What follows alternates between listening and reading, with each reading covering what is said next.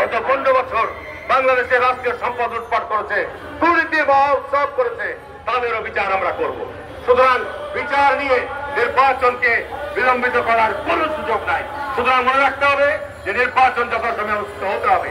দুই, আজকে যারা সংস্কারের কথা বলছেন, আমরা জাতীয়তাবাদী দল এবং আমাদের জাতীয়তাবাদী দলের সমমনা দলগুলো আমরা দীর্ঘদিনের যে রোডম্যাপ দিয়েছি সংস্কারের, সেই সংস্কারের কর্মসূচির ব্যাপারে আমরা ঐক্যবদ্ধ আছি। আমরা নির্বাচনের মধ্য দিয়ে সরকার গঠন করলে অবশ্যই জাতির যে আকাঙ্ক্ষা, জাতির যে প্রত্যাশা, সেই প্রত্যাশা আমরা পূরণের জন্য অঙ্গীকারবদ্ধ, প্রতিজ্ঞাবদ্ধ। আমাদের পার্টির অ্যাক্টিং চেয়ারম্যান যিনি বিদেশ থেকে দীর্ঘ 15 বছর এত জুলুম, এত নিপীড়ন, এত অত্যাচার সহ্য করে গোটা জিয়া পরিবারকে যারা ধ্বংস করতে চেয়েছিলেন, তাদের কাছে স্মরণ করে দিতে চাই শহীদ রাষ্ট্রপতি জিয়াউর রহমান 1977 সালে বাংলাদেশ জাতীয়তাবাদী দলের জন্ম দিয়েছিলেন। 15 আগস্ট শেখ মুজিবের মৃত্যুর পর শহীদ রাষ্ট্রপতি জিয়াউর রহমান 7ই নভেম্বর সিপাহী জনতার বিপ্লবের মধ্য দিয়ে ক্ষমতা এসেছিলেন। শহীদ রাষ্ট্রপতি জিয়াউর রহমান 1981 সালের 30 মে যেদিন শাহাদাত বরণ করেছিলেন, বাংলাদেশের মানুষের এই 9 দিনের ভালোবাসা লক্ষ্য করেন নাই? এই দলের প্রতি, এই দেশের প্রতি জিয়াউর রহমানের যে অবদান, সেটিকে খাটো করে দেখার কোনো সুযোগ নাই।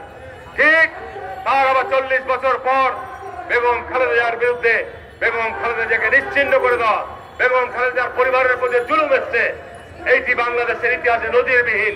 তার বয়স 79 বছর, তাকে মিথ্যা মামলা দিয়ে সাজা দিয়ে রাখা হয়েছিল, তাকে চিকিৎসার সুযোগ দেওয়া হয়নি, তারেক রহমানকে দেশে আসতে সুযোগ দেওয়া হয়নি। বেগম খালেদা জিয়া গত কয়েকদিন আগে চিকিৎসার জন্য বিদেশে গেলেন। আজকে তাদেরকে বিএনপিকে নিয়ে কটাক্ষ করে কথা বলতে চান।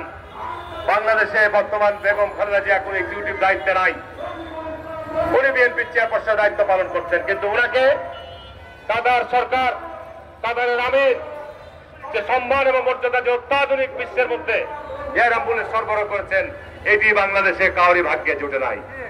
কে ঠিক না ঠিক বলছি?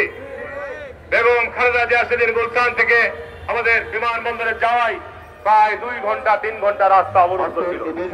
এটি হচ্ছে একজন দেশপ্রেমিক নেত্রীর, একজন জাতীয়তাবাদী নেত্রীর প্রতি মানুষের যে সম্মান, যে ভালোবাসার বহিষ্কার বহিঃপ্রকাশ ঘটিয়েছে।